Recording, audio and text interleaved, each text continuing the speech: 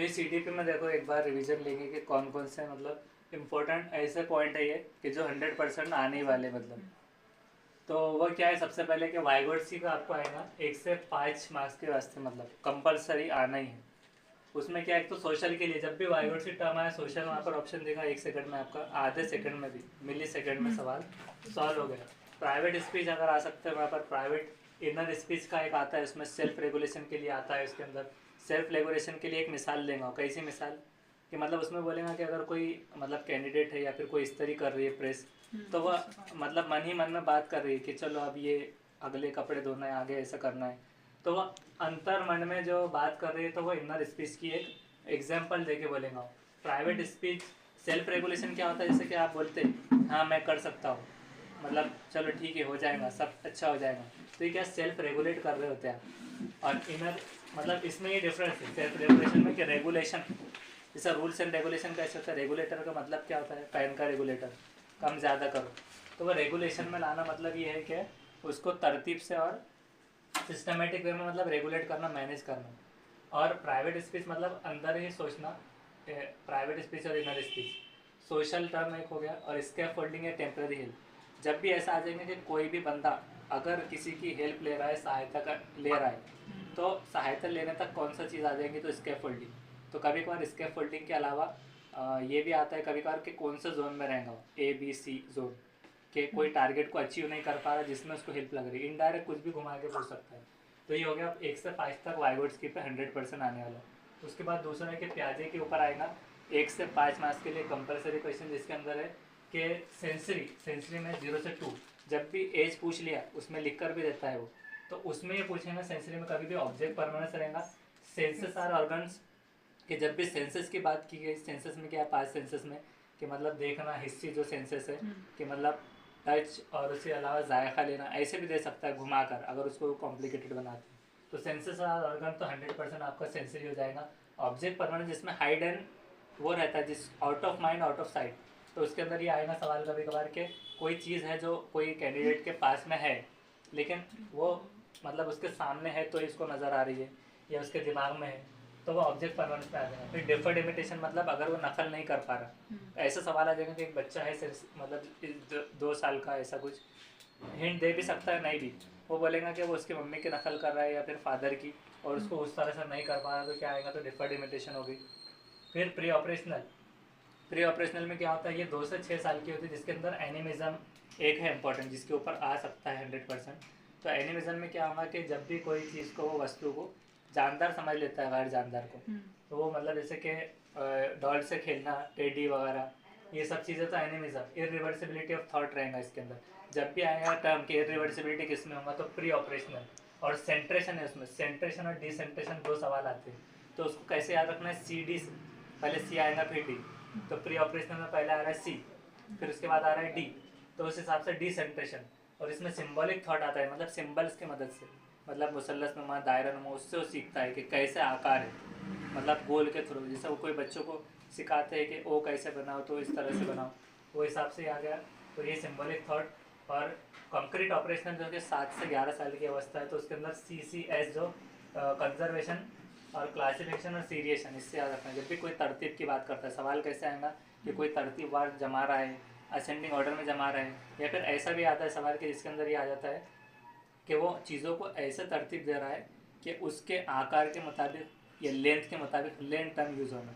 तो लेंथ मतलब क्रमिक वे में, ऐसा हिंदी में आएगा कि क्रमिक वे में, और ये आने के बाद आपने क्वेश्चन लाकर बताना कि मतलब ये आया था कि नहीं, इस तरह से। तो एक क्रमिक वे में मतलब ऐसा जीरो छोटा से बड़ा बड़ा बड़ा, तो ये वाला आ जाएगा किसमें, सीरिएशन, डिसेंट्रेशन इसमें आएगा। फिर ये तो CD से आपने याद रख लिए थे, रिवर्सिबिलिटी। और कंक्रीट एक मूर्त चीज़ें जो है तो ठोस जो रहेंगी ऑब्जेक्ट, उस हिसाब से। फिर फॉर्मल ऑपरेशन जो है तो 11 से 15, तो ये अवस्था में क्या रहेगा कि एब्स्ट्रैक्ट मतलब होगा कि एब्स्ट्रैक्ट या हाइपोथेटिको, यानी ख़यासी वे में, ख़यासी या इमेजिनरी तस्वुराती, तो वो चीज़ें जब भी हाइपोथेटिको टर्म आएगा, एब्स्ट्रैक्ट टर्म आएगा, ये चीज़ 100% हो जाएंगी फॉर्मल में।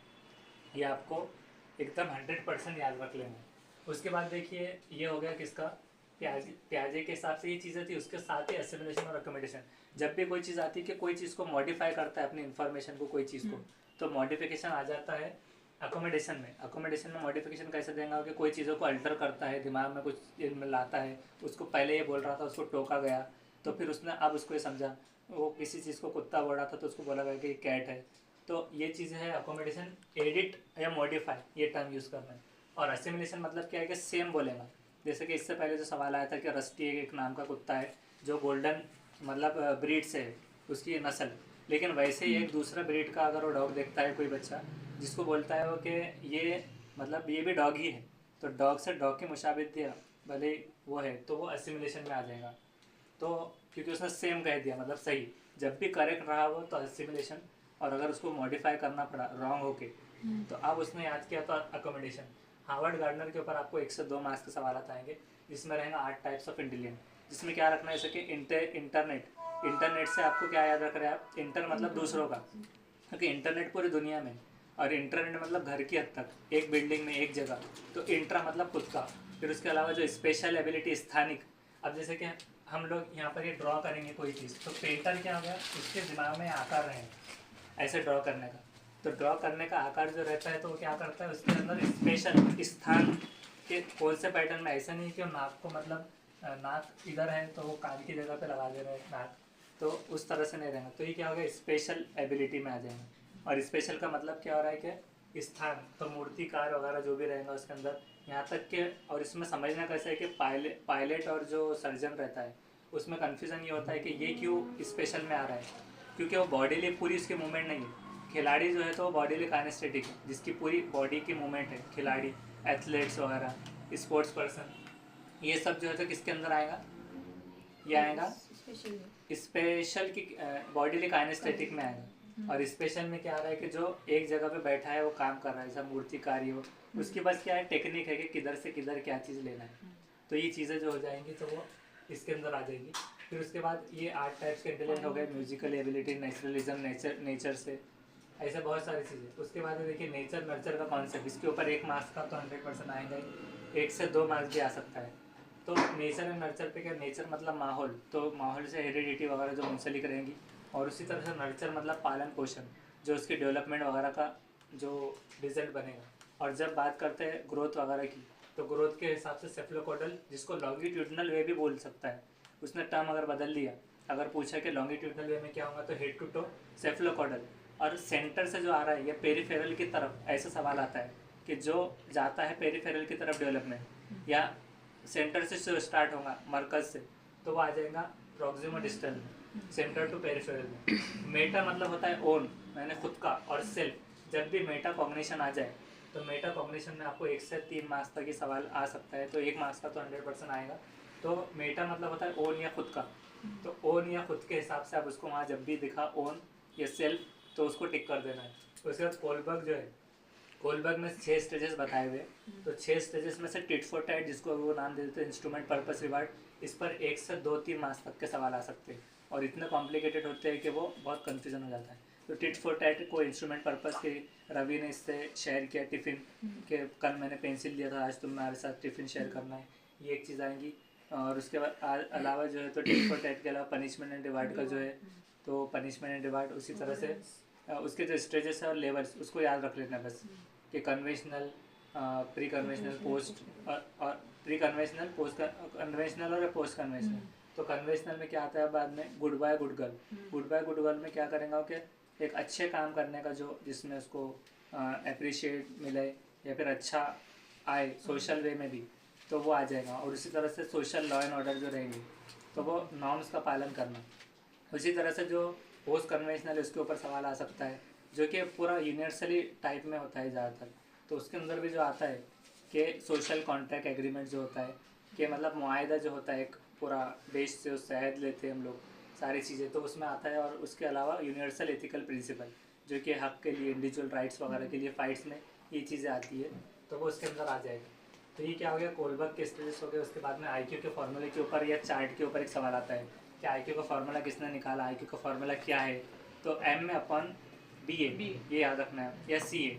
तो एम में mental as upon biological age और क्रोनोलॉजिकल एज, तो ये याद रख सकते हैं आप किसमें, आईक्यू के फॉर्मूले में। अल्फ्रेड बिनेट वगैरह नाम याद रख सकते हैं उसका, फिर सारी चीज़ें कौन सा ईयर वगैरह है वो भी याद रख सकते हैं आप, और वो चार्ट। तो ये भी 1 से 2 मार्क्स के लिए 100% आएगा।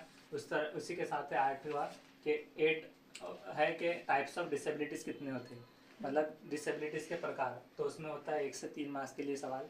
तो डिसेबिलिटीज़ मतलब होती है बीमारियाँ, तो उसके अंदर डिसलेक्सिया जो कि जुड़ा हुआ है पढ़ने से कठिन पठन पर जो विकार है वो हिसाब से, तो ये किसके ऊपर आता है। और ज़्यादातर ऐसा भी हो सकता है कि पठन में न्यूरोलॉजिकल भी पूछता है, सारी बीमारियाँ न्यूरोलॉजिकल से जुड़ी होती है पढ़ने की।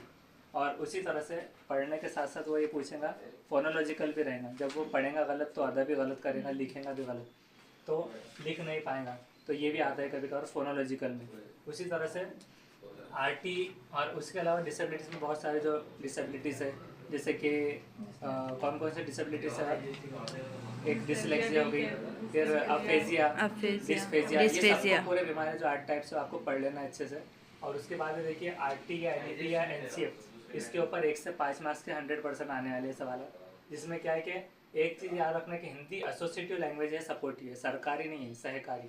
तो जो हिंदी जो है, तो ये हिंदी जो है तो ये कौन सी है, ये सरकारी है बस, गवर्नमेंट या स्टेट के हिसाब से ये वाला। और एसोसिएटिव है, सपोर्टिव, ये इंग्लिश है, ये इसको यहाँ पर आपने लिख देना है। ये जो लैंग्वेज है इंग्लिश, ये एसोसिएटिव है, सपोर्टिव है बस। और हिंदी जो है तो ये स्टेट या गवर्नमेंट की है। स्टेट के अलावा हम ये कहेंगे स्टेट तो नहीं, सेंट्रल या गवर्नमेंट की सरकारी ज़ुबान, तो वो हिंदी रहेंगी। ये 2 चीज़ें याद रखना है। और आरटी और एनईपी वैसे तो वो जब पूछता है सवाल तो उसके अंदर आपको पॉजिटिव निगेटिव में समझ में आता है। और लैंग्वेज एंड थॉट के ऊपर आता है, जो कि वाइगोट्स्की का नज़रिया आता है, कभी प्याजे का नज़रिया आता है कि वाइगोट्स्की के अनुसार लैंग्वेज पहले या थॉट है या इंटरडिपेंडेंट है या डिपेंडेंट है, दोनों के हिसाब से दोनों थेरीज अलग है। तो इतना आपको ये कर लेना है कंप्लीट, तो ये आपके 15 मार्क्स का 100% ये कवर हो जाएंगे। अब जो दूसरे हैं, दूसरा कौन सा, यानी कि अब जो ये हो गया चाइल्ड डेवलपमेंट के ऊपर। अब पेडागोजी के जो सवाल थे कि टीचर ने क्या करना चाहिए, स्टूडेंट में क्या करना चाहिए, तो देखिए सेग्रीगेशन लेबलिंग जो आता है यहाँ पर उसको बताएंगे कि सेग्रीगेशन या फिर लेबलिंग, ये निगेटिव पॉइंट्स है, निगेटिव। और उसी तरह से एक एक ने अब निगेटिव टाइप्स बोलना है। यहाँ पर हम क्या लिखेंगे, सारे निगेटिव के नाम लिखेंगे, तब आप बोलते जाइए सेग्रीगेशन, लेबलिंग। उसके अलावा क्या है, रोट मेमोराइजेशन, रोट या फिर मेमोराइजेशन। उसके अलावा और क्या आता है, रिकॉल नहीं, रिकॉल उसमें नहीं आता है निगेटिव, कभी कभार वो आता है, वो इमिटेशन वगैरह में भी आता है, लैंग्वेजेस में अलग आता है इसका। तो और क्या आता है, और एरर आएंगे सर, गलती है,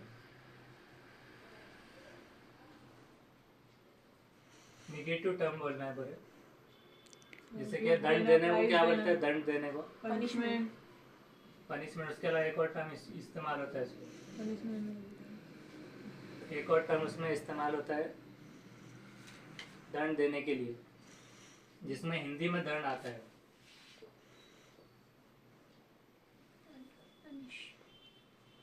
सजाएं। तो वो आपको ढूंढ के निकालना है सवालात में से कि मतलब पनिशमेंट के लिए जो टर्म यूज होता है टीचर सेंटर, तो वो आपको ढूंढ के निकालना है। उसके अलावा और बोलिए कि मतलब और क्या आता है, टीचर सेंटर,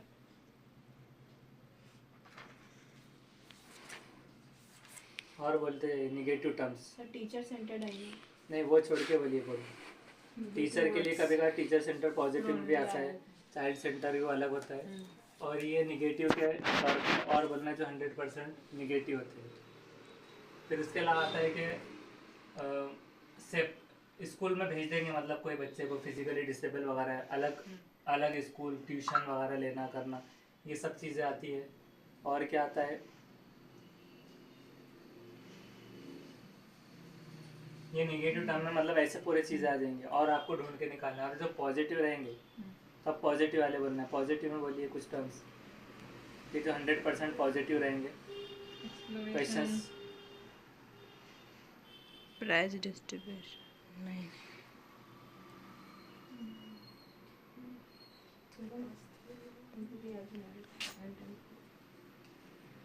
उसको स्टॉप करो।